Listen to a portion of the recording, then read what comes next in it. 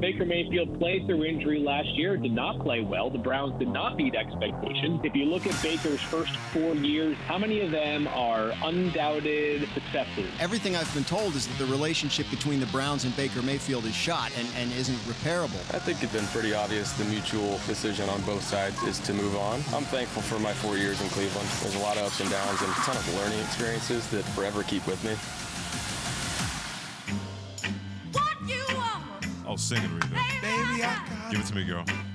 what you need. Sing it, girl. Come on home now. Come on, Dan. Come on, Dan. Bring us Put the home, hands Riri. up in the air, Dan. Give me a little two-step.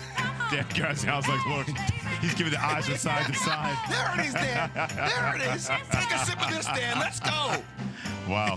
Poor Dan Graziano, ESPN NFL Insider, joining us here. Keyshawn, J. Will, and Max with Jay Willem, Freddie Coleman, and ESPN Radio, ESPN2. Moving aside from that, Dan Graziano, I'm going to completely save us from this whole thing. We're going to do a little RESPECT when it comes to Baker Mayfield. Right now, a man, even though he's under contract to Cleveland Browns, a man still without a football team. What is the latest what you're hearing about his future in the NFL in 2022? Hoping a market kind of forms here. Look, he's got almost $19 million in fully guaranteed salary coming this year, and everybody in the league knows that. So the teams that they've called and tried to trade him to have been able to play hardball and say, no, I mean, we're not going to give you what you want for him.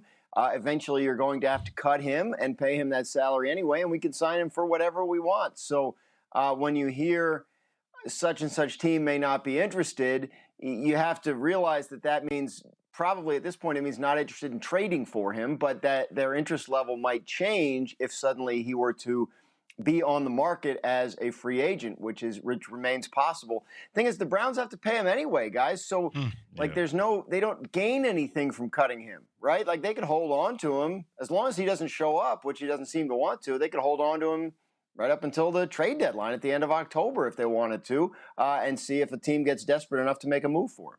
Dan, does it still seem like the two feasible destinations are probably Carolina or Seattle right now?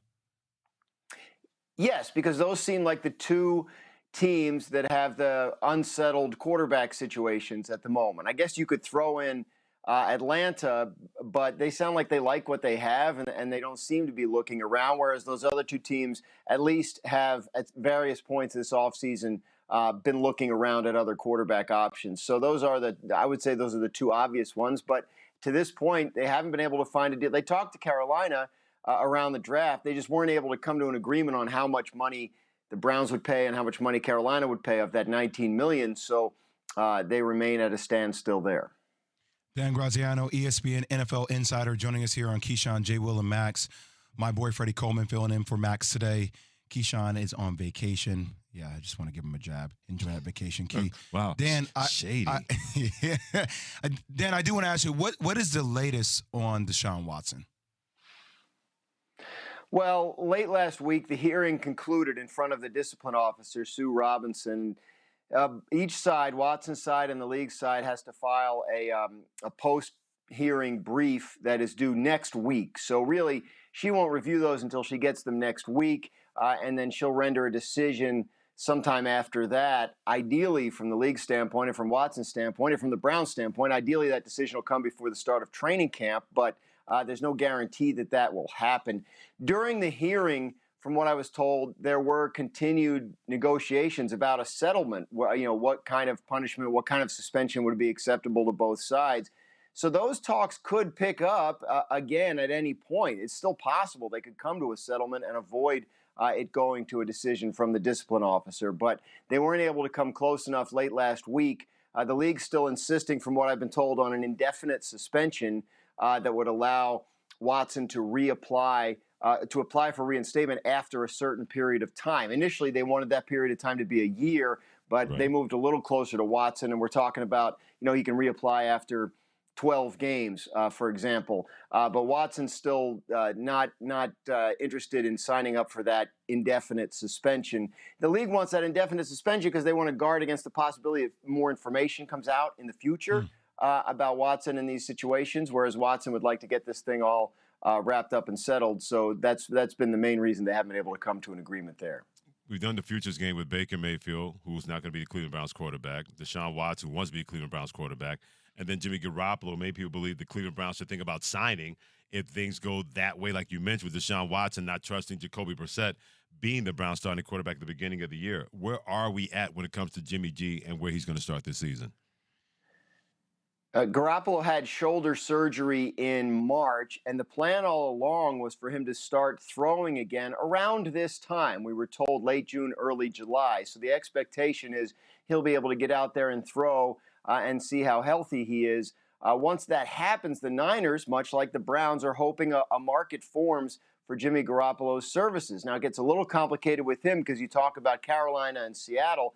The 49ers aren't going to want to trade Jimmy Garoppolo to a division rival, the Seattle Seahawks, so that probably takes them out of the market unless and until he gets cut. Now, the difference between Baker Mayfield and Jimmy Garoppolo is that Garoppolo's salary is not guaranteed.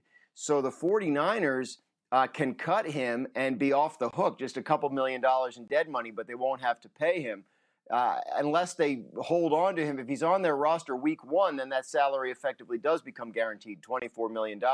So look for the Niners, if they can't trade Jimmy Garoppolo by the start of the season, to release him, and then he would be free to sign with anybody, including that division rival team in Seattle. Dan Graziano, ESPN NFL Insider, joining us here on Keyshawn, J. Will, and Max today. Dan, what are expectations for Zach Wilson and Daniel Jones for this upcoming season? Please help me on this Daniel Jones tip.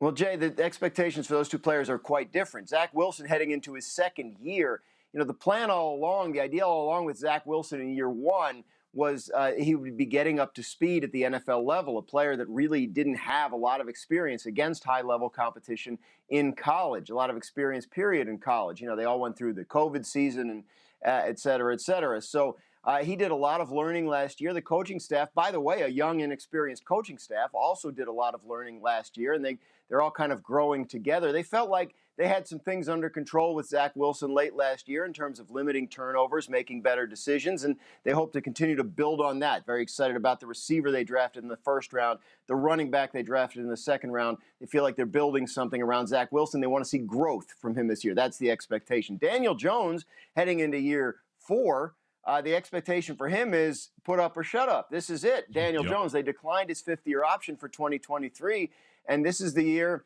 It's his third different coaching staff he's had, which, of course, is not his fault, but they want to see, are you the guy that can live up to that number 6 overall pick and be a true franchise quarterback for us going forward? If you are, this is your year to show it. If you're not, then we have to look at other options in next year's draft, next year's free agent market. So this is a critical year for Daniel Jones and his future with the Giants, whereas with the other New York team, it's Zach Wilson. Again, they're just sort of getting more information and hoping he takes another step forward. We had Adam Schefter, one of your compadres, on yesterday. And, Dan, check out what he had to say about the similarities between what Green Bay dealt with Aaron Rodgers and in Brooklyn this offseason in the NBA with KD, Kyrie, and that North organization. Last year, Aaron Rodgers wanted to be traded. Was he traded? No, he was not.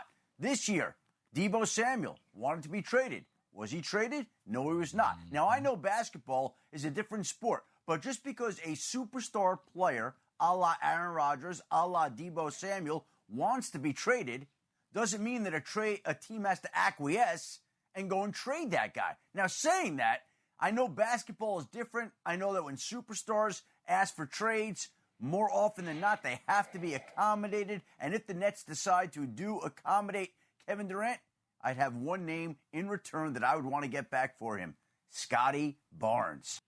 How much do you see the same similarities, what he talked about in those situations, Dan? I think the key point Adam made there is that the NBA is different, right? The NFL, the players don't have, they've shown a little bit more in recent years, but they really don't have the level of control over their destinations that the NBA players do.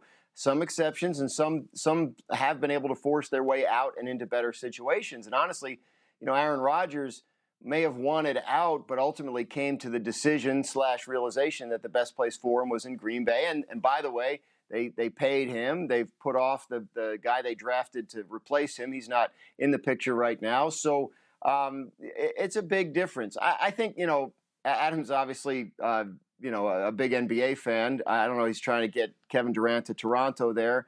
would be very interesting. But I think the key difference in the NFL is, like, look at Deebo Samuel, right? I mean, this is a guy still looking for his first big contract. He was not a first-round pick. He hasn't made life-altering